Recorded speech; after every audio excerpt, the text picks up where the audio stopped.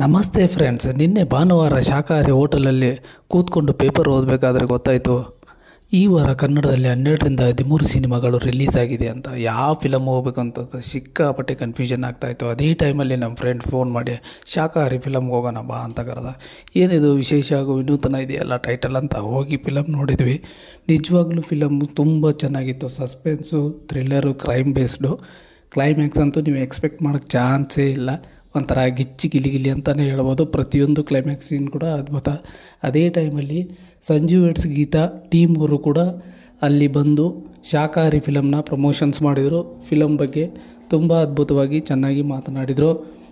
ಶಾಕಾಹಾರಿ ಇಡೀ ಟೀಮ್ ಕೂಡ ಫಿಲಮ್ ಪ್ರಮೋಷನ್ಗೋಸ್ಕರ ಬಂದಿತ್ತು. ಸೊ ಈ ವಾರ ನಾನು ಫ್ರೆಂಡ್ಸ್ ಜಸ್ಟ್ ಪಾಸ್ ಮತ್ತು ಶಾಕಾಹಾರಿ ಫಿಲಮು 2 ಫಿಲಮನ್ನು ನೋಡಿದೆ. 2 ಫಿಲಮು ನಿಜವಾಗ್ಲೂ ಚೆನ್ನಾಗಿತ್ತು.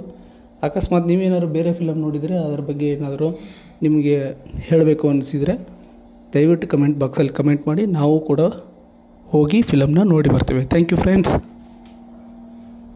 ಧನ್ಯವಾದಗಳು.